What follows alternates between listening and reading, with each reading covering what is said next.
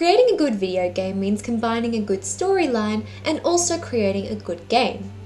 With more and more story-based games coming out all the time, it's becoming more and more important to create a good story alongside a video game. Today we'll be talking about how to write a video game storyline and also how to write a script that you can apply to the video game that you're creating. What thought process goes into it, and how can you take your ideas from your mind and put them onto the page? First of all, let's look at types of video game stories. There are multiple types of video games out there and certain types of stories that are shown through those games. Some of the most common ones are character-driven stories where the characters are telling their story and it's kind of like a movie. Some examples of this are Detroit Become Human and The Walking Dead. It's a lot like a movie in these games where the player does direct the game, but the game also plays out very much like a movie. The game itself is very character-driven and the stories center around the characters and how they make certain choices. Then you have player-driven games where the player makes all the choices and explores the world as the character. RPG, so this means role-playing game, games like Eve, The Witch's House, or Undertale. Then you have visual novels,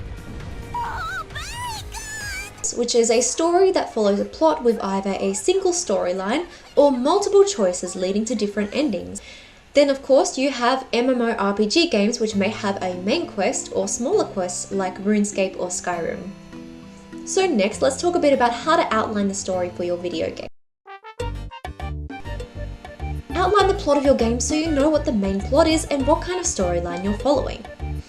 Even stories with multiple plots and multiple choices that characters can make, there will usually still be a main storyline with a beginning and a certain true ending to the game. So write down where you want the beginning of the story to be, and then B, the main ending of the story to be. Now from there, I recommend you also plot out any different endings or different scenarios in the game based on if characters make certain choices or if the player makes certain choices to help you better understand where the story goes based on different choices and what kinds of endings you may have. I would suggest to create a good, well-rounded video game, you might have a good main ending, a bad ending, and then maybe at least 2 neutral endings. Depending on how complex you want the game to be, the more endings you may have. Next, let's talk about using the tree method. Start with your base idea and draw other ideas around it, branching off like a tree.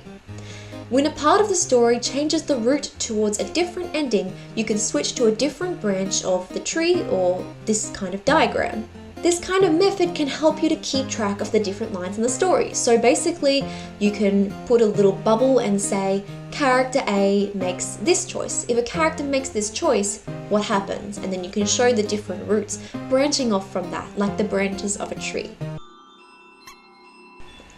Create a world worth exploring. Create a world with interactive opportunities. Create a world that your player will want to look around and explore. This is especially important if you're creating something like an MMORPG where the player is wanting to put themselves in the role of the character and explore that world. It's also really important in player-driven games where the player will be looking for certain items or objects and the game will be navigated by the player. Like any story, video games need meaningful characters. Consider not only how your characters get to each point, but also ensure that each character has a meaningful goal that drives them in the video game. This is especially why character-driven video games are so successful, like The Last of Us, The Walking Dead, or Detroit Become Human.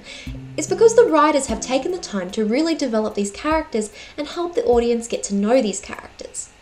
By the end of the video game, the player is really rooting for the good main characters and wanting to see them succeed. So you need to ensure that when you're creating characters for your video game story, they need to have goals that will really push them forward and a strong reason why they need to fulfill these goals. In many video games, choices matter, and sometimes decisions come down to split-second moments where a character needs to make a choice really quickly. Sometimes those split-second decisions can even mean life or death for your character. So consider these different choices and results and make note of these on the tree diagram that you're creating for your story. Take note of these and consider how those split-second decisions can really change the story for your characters and the person who might be playing your game. Consider where all the endings lead to and what these endings mean for each of your characters. As I mentioned before, I suggest having a good main ending, maybe a bad ending or a few different bad endings, and then also some neutral endings as well. But think about the type of video game that you want to create and think about how many endings that type of game may need.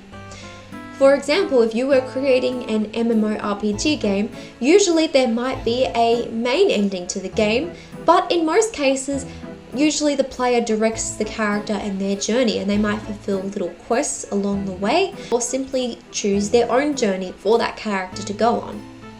In other video games such as RPG games, there may be one main ending and maybe one bad ending, but it's usually kept quite simple.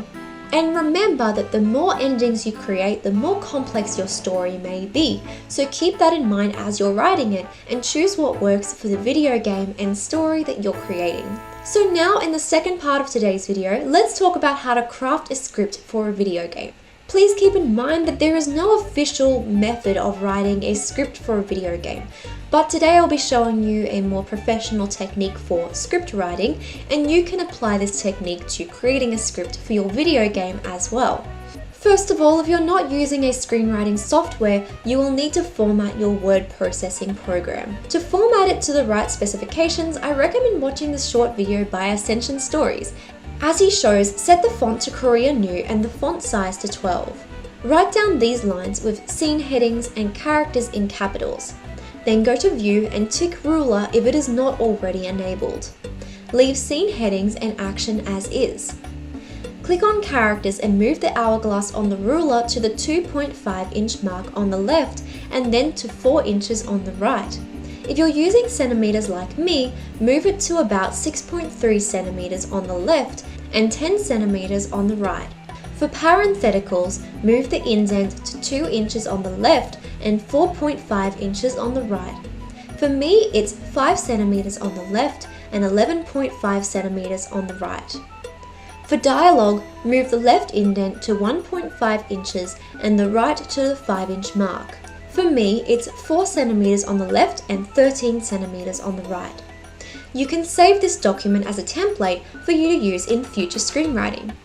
Keep in mind that when you start your video game script, you will need a title page for the first page, and then for the following pages you will need a page number in the top right corner of the page. Now I'll be reading you the example video game script that I wrote for today's video and discussing the techniques of writing this script as I go through it. If it is outside, write EXT for exterior. If inside, write INT for interior. EXT, Avalon Town Square, midday. The scene pans to a busy town square. There are several market stalls set up and villagers are moving between the stalls with baskets of various items. Maria is striding forward confidently, Cato racing behind her. Cato, are you sure you want to do this? Are you scared? No. EXT, dark alley. A cutscene pans to a dark alley in a narrow path off from the town square. A shabby brown door is visible behind piles of rubbish from nearby. A stray cat meows and ducks behind some crates. Maria approaches the door and Cato ducks behind her. Remember the last time we did something like this? You ended up in a prison cell and Cato trails off and his face turns red. Maria opens her mouth to reply, but the door behind Cato flies open, interrupting them. A large troll is standing in the doorway, glaring down at them. Cato moves out of the way, standing in front of Maria. Even though he tries to look brave, his legs are shaking in fear. What do you want, human? Option 1. Reason. I've spoken with Nigel. He told me that you have the antidote. Tritus falls silent, watching her for a moment. He's lying. I don't believe you. Option 2. Distract. Maria glances pointedly at Cato. Tritus looks at Cato, waiting for him to speak. Cato continued to mumble, the lines that they had carefully memorized now forgotten. You see, I had a cousin who was a troll. Maria sighed, using the slight distraction to slip behind the troll. Surprisingly, he did not notice. "Thanks, Cato," she whispers. The following dialogue options only appear if Maria found the sword in episode 2. Option 3. Threaten. "You know why I'm here, Tritus." She pulls out the sword. Tritus reaches forward and with his large hand, he crumples Maria's sword into a pile of metal. Cato turns and runs away screaming. "Coward!" she shouts after him. Depending on what options you have, show what happens when the player makes that choice. You can use this technique if your character is talking to an NPC, going on a quest, or making a certain unique decision depending on what they may have unlocked before in the game. Video games are all about the choices. Players want to feel like they are seeing the story from the perspective of your character and experiencing that world through their shoes. Thank you so much for joining me in today's video, everyone. I had so much fun writing this example video game script and talking about how to write an amazing story for a video game. If you enjoyed today's video, please consider subscribing. I upload new videos just like this one every week, all about writing, and I'd love to have you join me on the channel. So again, thank you so much for watching. I hope you have an amazing week, and I will see you in the next video. Bye!